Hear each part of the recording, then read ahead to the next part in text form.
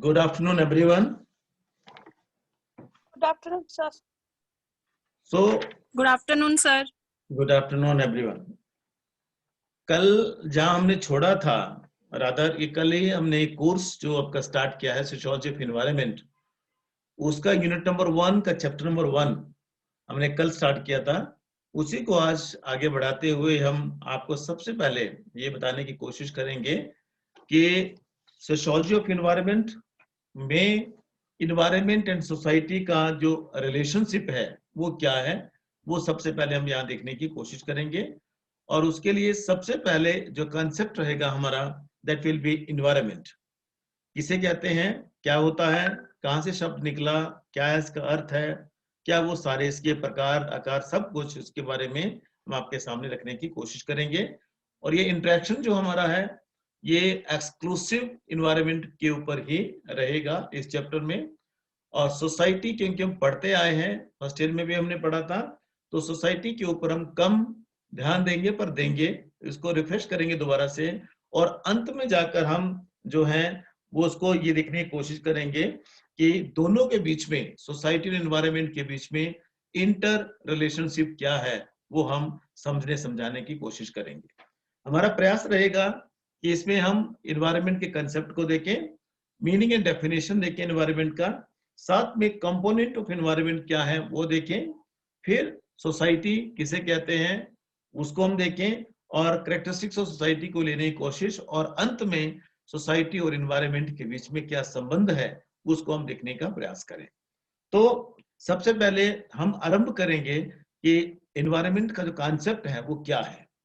तो उसको हम देखने की अगर कोशिश करें तो throughout human history man has been either in jungle, in natural setting, और in man created setting. Natural setting by mean कि जब हम पूर्व पाषाण काल से पहले की जो स्थितियां या पूर्व पाषाण काल के बाद की स्थितियों को देखते हैं, जब हमारी सेटल लाइफ आरंभ हुई थी उससे पहले और सेटल लाइफ आरंभ होने के बाद जो स्थितियां थी वो अलग थी। पहले पूरी तरह से इंसान जो था वो नेचर पर आधारित था, और हालांकि आज भी नेचर पर ही आधारित है। आज भी हम अपनी सारी जरूरतों के लिए प्रकृति या धरती माँ, जिसको हम बोलते हैं इसलिए धरती माँ कहा जाता है, उस पर आज भी पूरी तरह से हम आधारित हैं। परंतु उस समय जो हमारी डिपेंडेंस थी वो कुछ अलग तरह की थी, परंतु आज अलग तरह की है।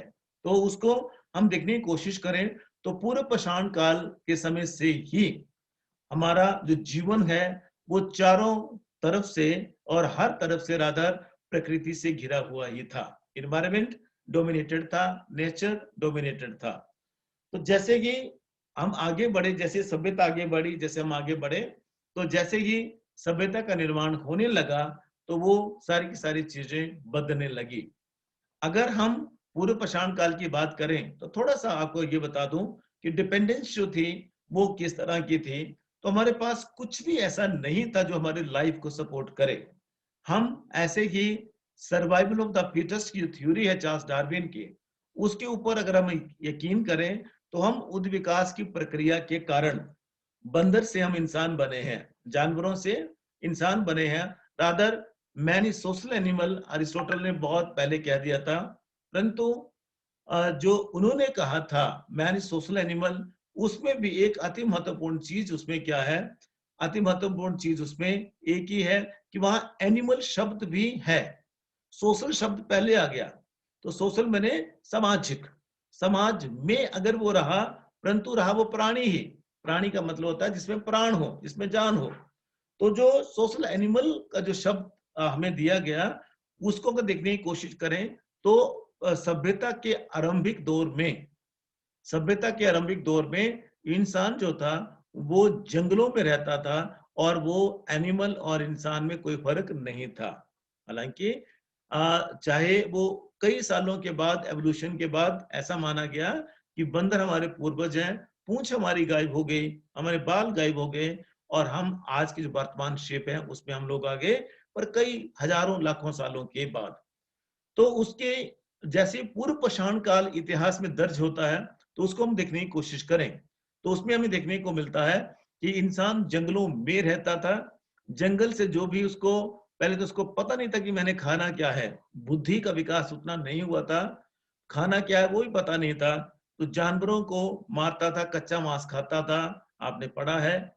और उसमें कच्चे मांस के साथ साथ एक और चीजें होती थी कि जंगल से जो भी प्रोड्यूस उसको मिलता था, कंद मूल जो भी उसको मिलते थे वो खाता था।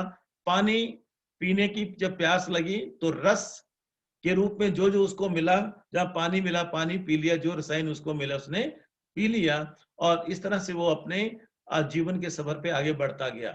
फिर धीरे धीरे जैसे ही नवपाषाण काल की तरफ हम बढ़ते हैं, तो फिर इंसान ने आग का आविष्कार कर लिया, पहिए का आविष्कार कर लिया, एक सेटल लाइफ आरंभ हो गई हमारी, झोंपड़ी हमने बना ली, और झोंपड़ी बना ली, एलिवेटेड स्ट्रक्चर एक धरती पे हमने क्रिएट कर लिया, जिसको हमने घर का नाम दिया। उसके अंदर रहने लगे और धूप से और बारिश से हम बचने लगे। तो इस तरह से धीरे धीरे करते करते पानी का, क्योंकि एसेंशियल था जीने के लिए, तो नदियों के किनारे और जो भी जहाँ पानी की प्रचुर मात्रा अवेलेबल थी, वहां लोगों ने अपनी झोपड़ियां बनाना आरंभ कर दी। तो झोपड़ियां बनाना आरंभ हुई, तो इस तरह से धीरे धीरे गांव का विकास होने लगा। हंटिंग हर्ट्स बन गए। हंटिंग हर्ट्स में कबीले हम जिसे कहते हैं वो बने, शिकार करने के लिए जाते थे। और वहां एक महिला पुरुष वाला जो जेंडर वाइज जो था, वो भी सेक्स वाइज, वो भी अलग अलग डिस्टिंक्शन, अलग अलग रोल जो थे वहां वो मिलने लग पड़े। और यहाँ इस समय तक विवाह जैसी कोई संस्था नहीं थी, हालांकि लोग इकट्ठे रहते थे, परंतु परिवार जैसी कोई संस्था नहीं थी। उसका विकास बाद में होता है। तो सिर्फ कहने का मेरा मतलब, बहुत संक्षेप में मैं ये कहूं, तो पूर्व पाषाण काल से लेकर नवपाषाण काल तक जो मानवीय सभ्यता के, रादर मानवीय विकास के जो बीज जहां से हमें दिखते हैं कि यहां से मानवीय विकास आरंभ हुआ होगा, तो वहां से लेकर आज तक के जो इतिहास है उसको हम देखने की कोशिश करें।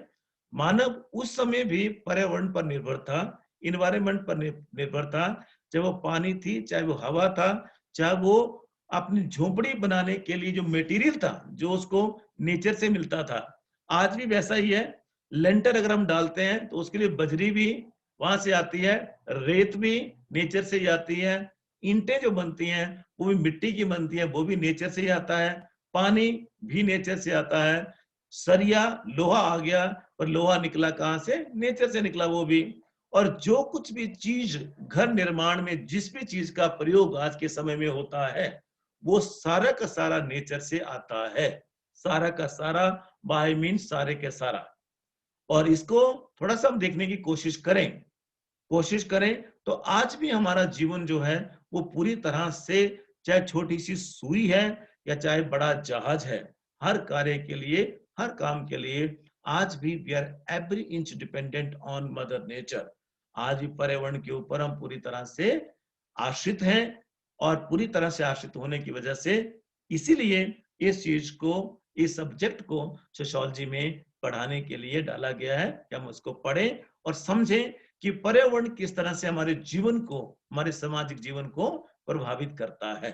तो इसको थोड़ा सा अगर हम और देखने की कोशिश करें, तो जैसे ही डिफिकल्टीज इंसान को फील होने लगी, जैसे डिफिकल्टी इंसान ने फील की, तो उसको उसने कनकर करने की कोशिश की, उसको जीतने की कोशिश की, और उस जीत में जीतने का जो प्रयास था उसका, उस प्रयास के परिणाम स्वरूप हमने कई नेचुरल जो भी इवेंट्स थे उनके ऊपर विजय हासिल की, और नेचुरल इवेंट के ऊपर विजय हासिल करने के बाद फिर हमने उनको कनकर किया, और फिर जो कनकर किया उसको डॉक्यूमेंट भी हमने किया कि हमने ऐसे इसको जीता। तो वहीं से ऐसे हमने जीता, जब वहां शब्द आया तो वहां से विज्ञान का जो था वो आरंभ हम मान सकते हैं। और यहीं से विज्ञान या रादर विशेष ज्ञान उन चीजों के बारे में हासिल किया, उनको समझा और डॉक्यूमेंट किया, और वहां से विज्ञान जो था वो हमारे सामने आ गया। तो कहने का तात्पर्य क्या है कि उस समय भी हम नेचर पर थे डिपेंडेंट, और आज भी हम नेचर पर डिपेंडेंट हैं, और शायद आने वाले समय में भी नेचर के ऊपर डिपेंडेंट रहेंगे, अगर हमने नेचर का प्रयोग सेंसिबली किया तो, पर्यावरण का प्रयोग सेंसिबली किया तो। जैसे आप लोगों को खुद पता है, पहले से पता है कि ये जो पर्यावरण है, इसमें नेचर में हमें जो देखने को मिलता है वो उसको अगर डिफाइन करने की हम कोशिश करें, उसको थोड़ा सा डिस्क्राइब करने की कोशिश करें, तो ये जो शब्द है दो शब्दों से मिलकर बना हुआ है। एक है इनवर्न और एक है मेंट। इनवर्न प्लस मेंट। इनवर्न्स क्या होता है कि व्हाट इनवर्न्स अस, व्हाट सराउंड्स अस। और मेंट, मैंने पिछले साल भी आपको बोला था, मेंट शब्द सुफिक्स के रूप में जहां भी आए, जिस भी शब्द के साथ लगता है, उसका मतलब होता है टू मैनेज। टू मैनेज, प्रबंध करना। टू मैनेज, प्रबंध करना। अब यहां क्या मतलब हो गया? To manage our surroundings. Environment का मतलब क्या हो गया?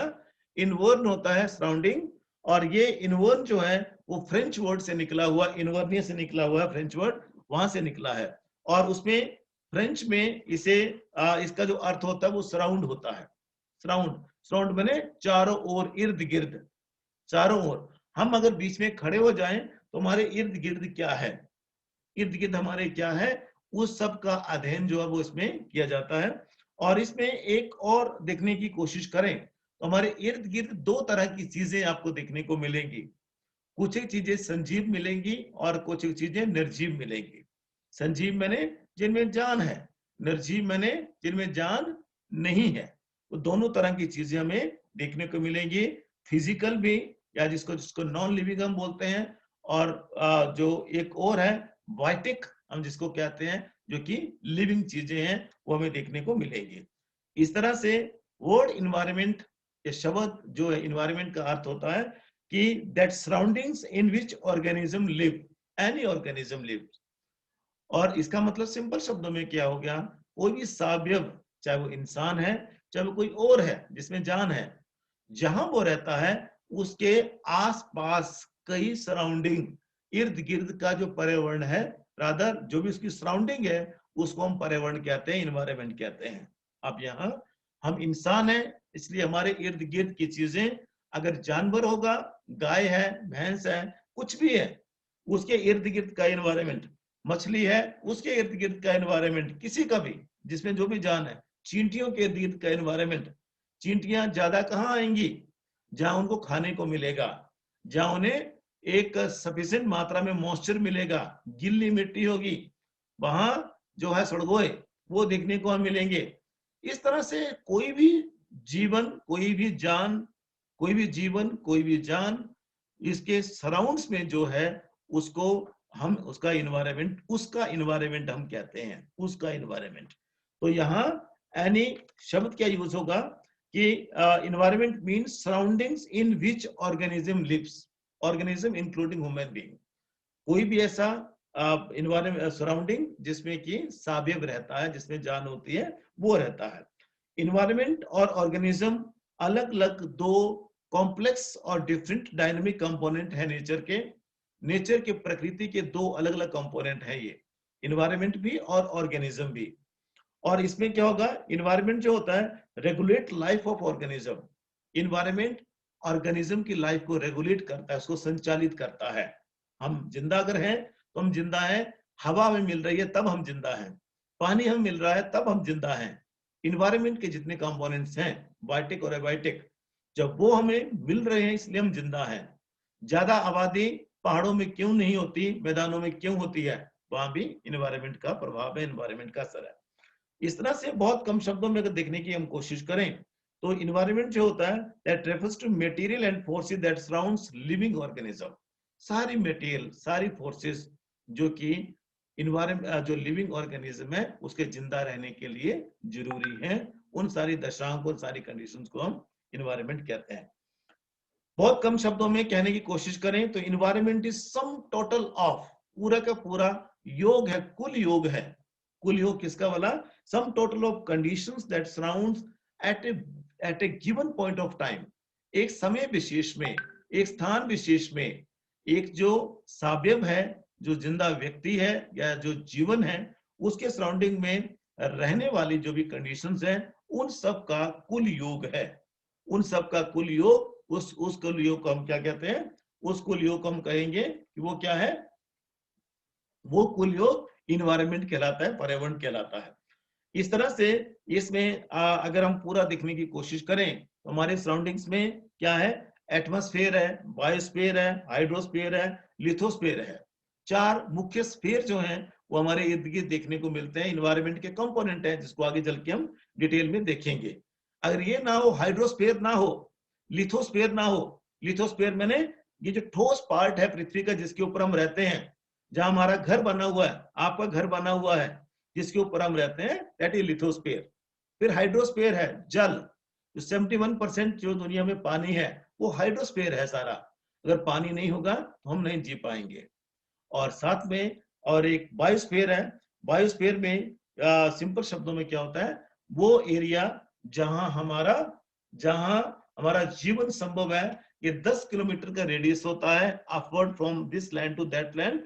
10 किलोमीटर में सारे के सारा जो जीवन जहां पॉसिबल है वो सारा का सारा बायोस्फीयर में है। तो ये, और साथ में एक और एटमॉस्फेयर है, वातावरण, पूरा का पूरा वातावरण। ये चारों चीजें नहीं होंगी तो हम लोग जिंदा नहीं रह सकते। तो इस तरह से बहुत ही कम शब्दों में हम कहने की कोशिश करें तो एक मैन क्रिएटेड इन्वायरमेंट भी आज के टाइम में आ गया है। ये तो नेचुरल है, 4 चीजें, ये तो नेचुरल है, परंतु मैन क्रिएटेड भी आ गया है। अब मैन क्रिएटेड के उसको हम आर्टिफिशियल इन्वायरमेंट भी कहते हैं। जैसे नेचुरल है, आर्टिफिशियल है, सोशल हो गया, बायोलॉजिकल हो गया, और साइकोलॉजिकल एनवायरनमेंट। आप अपने दोस्त के साथ गप्पे मार रहे हैं, अपने फ्रेंड के साथ गप्पे मार रहे हैं, आपको पता नहीं चलेगा कि सुबह कब हुई, शाम कब हुई, घंटा कब हो गया, 2 घंटे कब हो गए, 4 घंटे कब हो गए। परंतु अगर आपको मेरे जैसे बंदे के साथ गप्पे मारनी पड़े, बोला कि कहाँ फंस गए यार, कहाँ फंस गए, 5 मिनट निभाना भी मुश्किल हो जाएगा। क्यों? क्योंकि वो हमारी पसंद का नहीं है। मैं किसी के पसंद का नहीं हूं तो उसके लिए सबसे दुष्कर काम वो होगा। अगर उसकी पसंद का कोई है, उसकी पसंद का कोई है, तो मेरे घंटों पता नहीं लगेगा कि वो घंटे कैसे बीत गए। परंतु अगर अपनी मन मर्जी का बंदा ना हो तो बोला यार पका दिया बंदे ने, पका दिया बंदे ने। It is man created environment, और उसी का हम प्रोडक्ट होते हैं, और उसी के द्वारा हम अपने आप को रेगुलेट भी करते हैं। तो इस तरह से बहुत कम शब्दों में इसको हम डिफाइन करने की कोशिश करें तो दोबारा से फिर रिपीट करूंगा, एक बार फिर रिवाइज करूंगा कि इन्वायरमेंट जो है वो 2 शब्दों से मिलकर बना हुआ है। एक शब्द इनवर्न, इनवर्न जो है फ्रेंच वर्ड इनवर्ने से निकला हुआ है, जिसका अर्थ होता है सराउंडिंग्स, और मेंट का अर्थ होता है मैनेज। इसका मतलब क्या हो गया कि anything which is in our surrounding that is to be managed, that is environment. हमारे इर्द गिर्द आसपास जो भी हमारी सराउंडिंग्स हैं उनको मैनेज करना ही इन्वायरमेंट कहलाता है। और हमारे इर्द गिर्द क्या हो सकता है, बायोटिक एलिमेंट हो सकते हैं। बायोटिक माने संजीव, जिनमें जान है। अब संजीव में क्या हो सकता है, ह्यूमन बीइंग हो सकता है, चिड़ू पखेरू हो सकते हैं, उसमें चींटियां हो सकती हैं, उसमें प्लांट हो सकते हैं, एनिमल हो सकते हैं, माइक्रोब्स हो सकते हैं, एक्सेट्रा एक्सेट्रा, वो सारी चीजें जिनमें जान है। दूसरी तरफ हमारे अवाइटिक हैं, निर्जीव हैं। और इसका मतलब सिंपल शब्दों में क्या होता है, चाहे लाइट है, एयर है, लाइट नहीं होगी, अभी रात होती है तो हम सो रहे होते, लाइट आ गई तो हम, अब एनर्जी हमारे पास है और हम काम कर रहे हैं। लाइट है, हवा है, पानी है, सोइल है, एक्सेट्रा एक्सेट्रा एक्सेट्रा, जो हमारे इर्द गिर्द सारी की सारी चीजें हैं वो सारी की सारी इसमें आएंगी, अवाइटिक एनवायरनमेंट में आएंगी। इस तरह से totality of all externalities, totality, सारी की सारी जो बाहरी जो दशाएं दिखती हैं उन सारी दशाओं का कुल योग है, सारी दशाओं का कुल योग जो कि मानवीय जीवन को प्रभावित करता है। सारी दशाओं का कुल योग जो मानवीय जीवन को प्रभावित करता है। इन ब्रॉडर सेंस देखें तो इन्वायरमेंट का मतलब ह्यूमन, सोशल, पॉलिटिकल, इकोनॉमिक और फिजिकल इन्वायरमेंट है। ये सब का सब ये इन्वायरमेंट की श्रेणी में आएगा।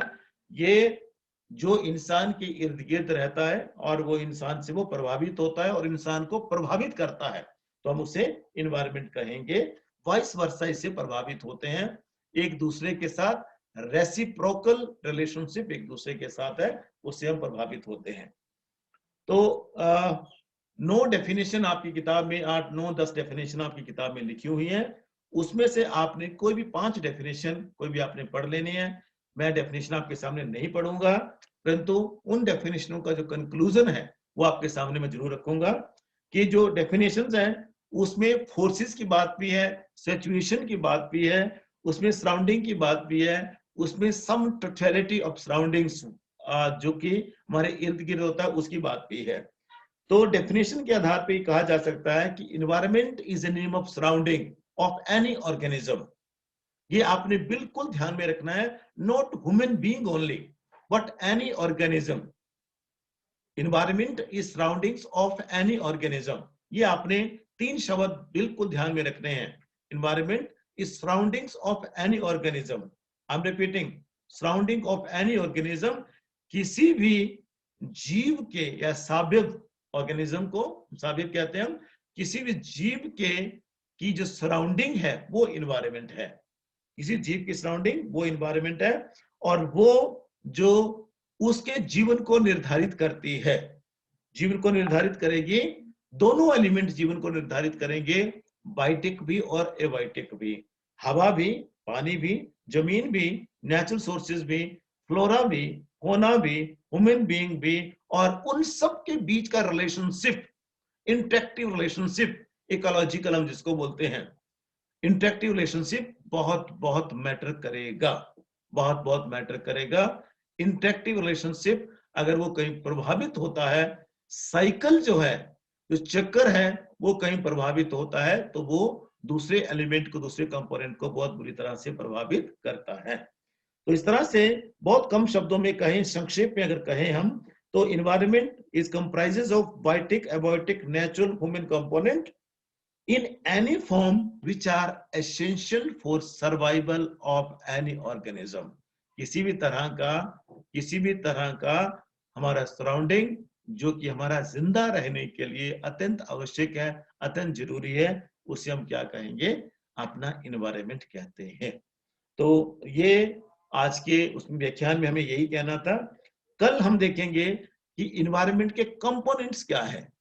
कंपोनेंट्स जैसे फिजिकल कंपोनेंट की बात करेंगे हम, बायोलॉजिकल कंपोनेंट की बात करेंगे हम, सोशल कंपोनेंट की बात करेंगे हम, परंतु इन सारे के सारे कंपोनेंट्स को बड़े फिर 3 भागों में बांटा हुआ हम देखेंगे, और उसको अच्छी तरह से एक एक करके हम देखने की कोशिश करेंगे कि फिजिकल कंपोनेंट में जैसे एटमॉस्फेयर आता है, हाइड्रोस्फीयर आता है, लिथोस्फीयर आता है, वो सारा जो आपने 10वीं में पढ़ा था कि गैस होती है, लिक्विड होता है और फिर सॉलिड होता है, वो सारे के सारे हम दोबारा से यहाँ लिखने की कोशिश करेंगे। परंतु कल, आज के लिए बस इतना ही।